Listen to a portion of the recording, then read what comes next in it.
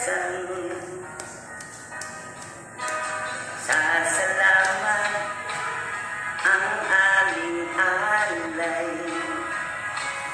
Sasalamat ang alay mong buhay. Kadakilaan mo'y pasalamatan. Ang pag-ibig mo'y wagas kailanman. Sa'yo'y alay aming buhay. Ikaw ang Diyos na aming gabay. Sa dalangin awitin, dakilaan mo sa amin.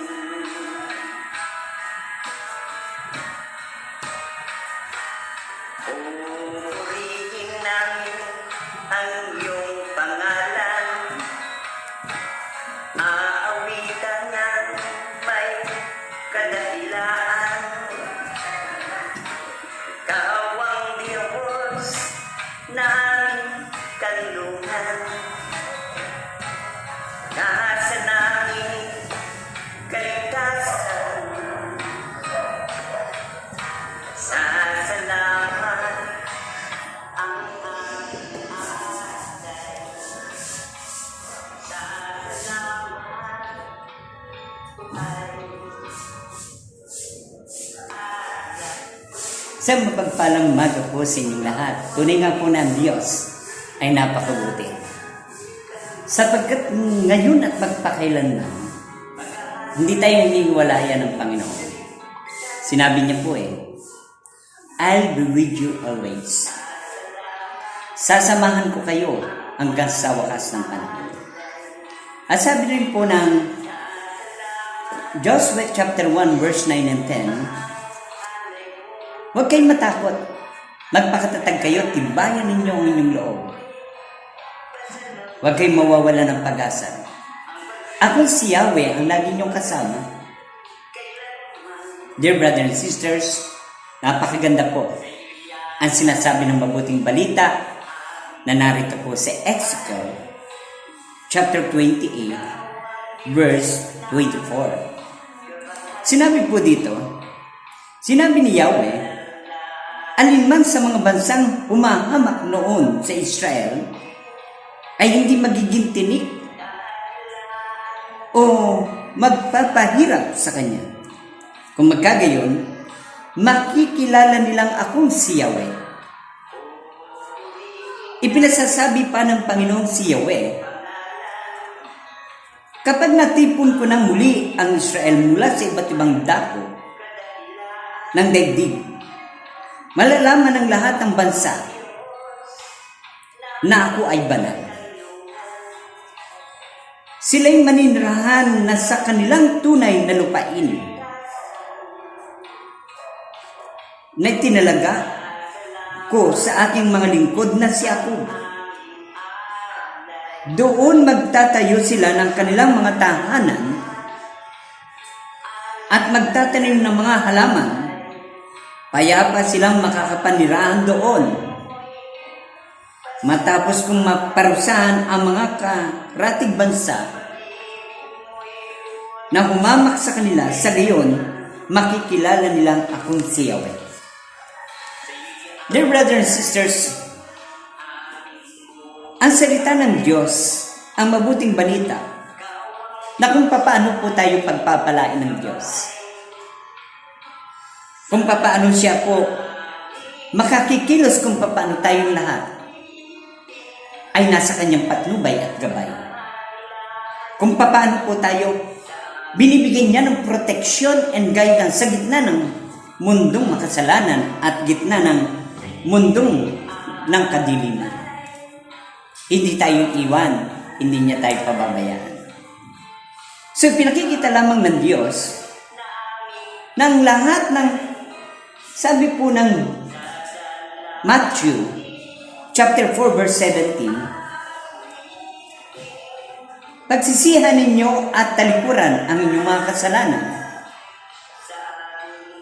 at mapapabilang kayo sa pinaghaharian ng Diyos o sa kaharian ng langit.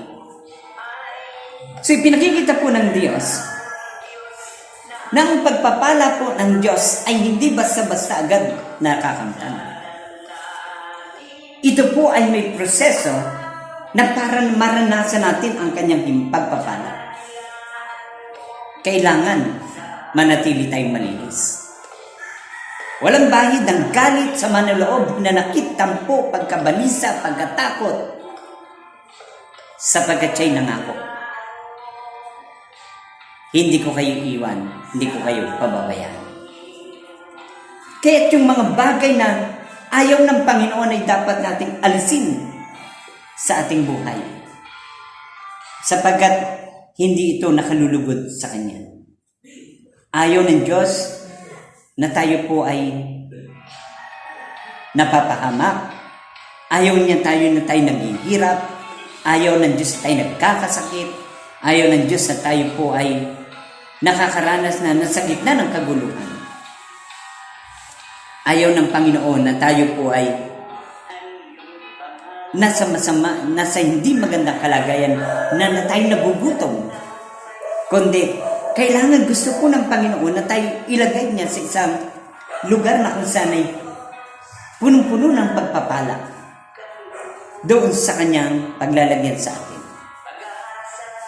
Kung dumadanas man ang tao ng crisis, ay ito po'y dinanas na rin ng ating Panginoong Jesucristo, ng ating Diyos, ng ating Panginoong Jesus. At dinanas din po ng mga lingkod ng Diyos, kagaya po ni Jacob at ni Job. Si Job po ay lingkod ng Diyos at nakalulugod sa Diyos ang kanyang buhay.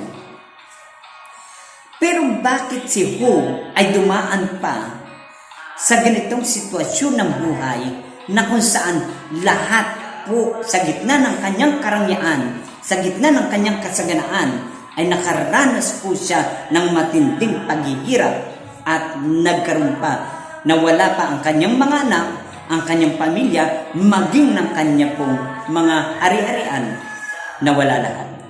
Nagkasakit pa siya. Pero minsan, na si Satanas pala ay lumalapit sa Panginoon upang subukin ang kanyang mga lingkod. Yung mga taong sumasampalataya sa Diyos. Ngunit kung bakit masasabi natin na kung kailan lumalapit ka sa Diyos, kung kailan naging malapit ka sa Panginoon, ay may mga pagsubok pang dumarating sa buhay natin. Hindi natin maiwasan. Ang nais lang ng Diyos, paniwalaan natin at pagtiwalaan natin, sampalatayan na natin ang kanyang mga pangako, sapagkat dito galit na galit si Satanas na kapag binibigkas natin ang kanyang mga salita at mga pangako ng Panginoong Jesucristo, siya po ay nadidestroy ang kanya pong mga masasamang gawa. Ngunit sa buhay ni Job ay pinahintulot ng Panginoon ang ganitong pagsubok sa buhay ni Job upang siya ay nakaranas ng ganon, ng hirap, ng problema at pagsubok sa buhay, ngunit hindi pa rin nawalan ng pananampalataya, pagtitiwala at paniniwala sa kay Yahweh na ating Diyos. Hindi nag-backslide si Job. Kahit siya inudyukan na ng kanyang asawang isumpa na, pero ang kanyang Diyos o lumayo na sa kanyang Diyos ay hindi pa rin natinag si Job. Siya pa rin ay natuto pa rin manindigan doon sa kanyang pananampalataya kahit hindi na niya nakikita ang Panginoong Hesus. Kahit mamamatay na lang si Job, ay hindi po siya nawala ng pag-asa. Kahit nasabi pa niya, sana Lord, hindi mo na ako sinilang. na makakaranas ako ng ganito. Pero, yung faith ni Job ay hindi pa rin nawala. Ang pananampalataya po ay hindi dapat mawala sa ating buhay. Kahit kailangan po ang pananampalataya natin ay kailangan po isabuhay natin. Lagi natin i-active sa ating buhay na kapag ang mga problema, pagsubok ay dumarating at tayo po ay mayroong sandata at kapangyarihan na ang sandata natin, ang salita ng Diyos, yung pangako niya, ay maliligtas po tayo. Bunga ng ating pananampalataya sa kanyang mga pangako at salita. Sapagkat sabi po ng Proverbs 5:21, ang paningin ni Yahweh laging nakamasid sa bawat isa sa atin at hindi inaalis ang kanyang paningin. Ibig sabihin, pinagmamasdan niya ang lahat ng tao kapag may pagsubok, kagaya ng pandemic, kagaya ng ganitong salot ng COVID-19, ay pinagmamasdan na ng Panginoon ang lahat ng tao. At karamihan po ay ng mga tao ay nagre-reklamo, nagse-self-pity, nagkakaroon po ng nanghihina ang kanilang kalooban. Yung determination nila ay nawawala, na sila po ay naandun yung nanghihina ang pananampalataya nila.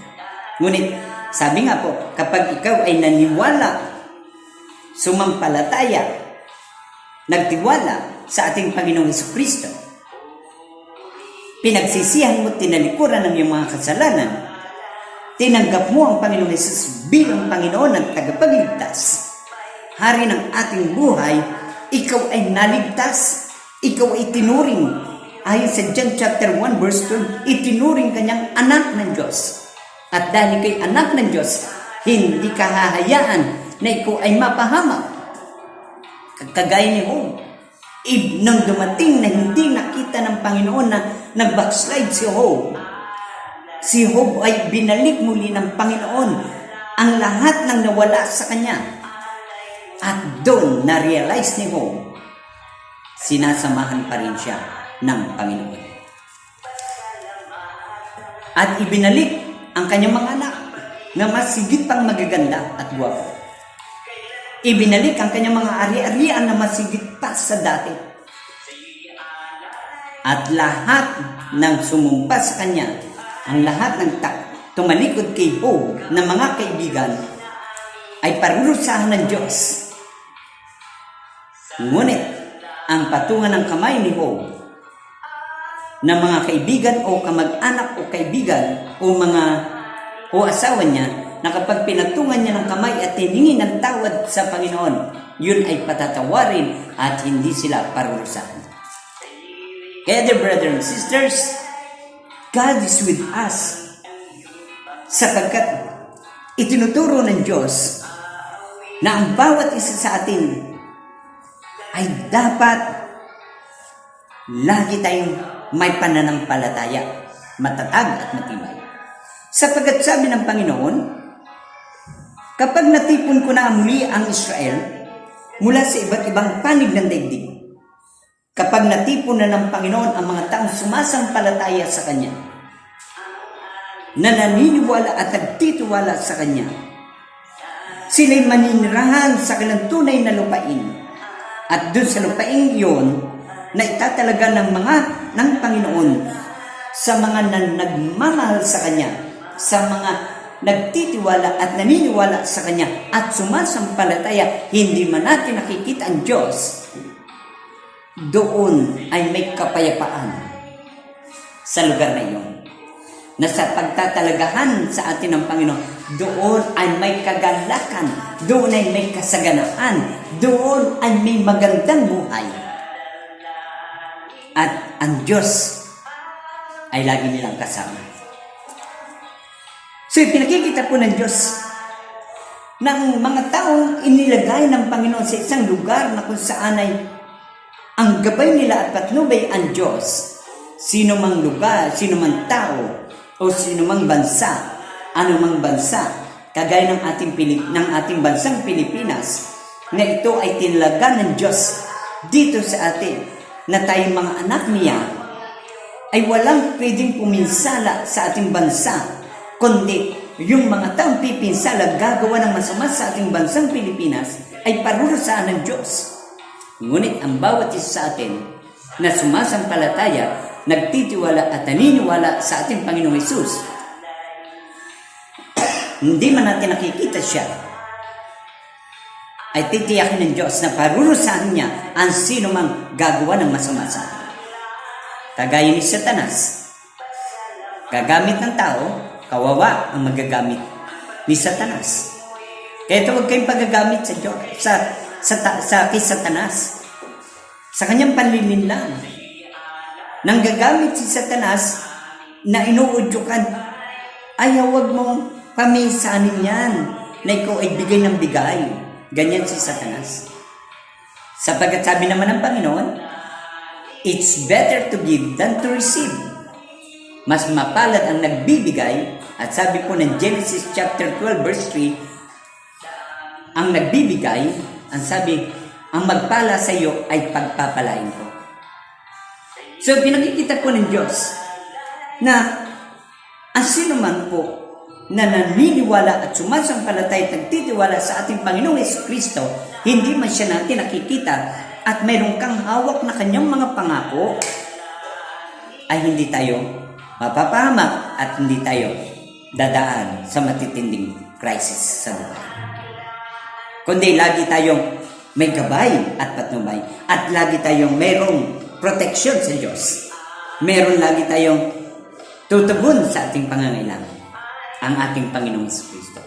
Hindi aalisin ng Panginoon ang ating pagkalinga niya at ang kanyang pagpapala sa atin ay laging nakalaan at hindi tayo pababayaan ng ating Panginoong Jesucristo. Kaya dear brothers and sisters, lumapit ka na sa Panginoon. Panahon na para ikaw may mag-move on. Lumayo ka na sa lumang buhay. Lumapit ka sa Panginoong Hesus na may bagong buhay na kung saan ikaw ay mapupuno ng kanyang kabutihan at kadakilan sa iyo. At ang iyong pamilya ay kanya ring iingatan at ililigtas dahil sa iyo na sumasampalataya ka sa kanya. Kaya dear brothers and sisters, sabi ng Amos 5:4, lumapit kayo sa akin at kayo mabubuhay.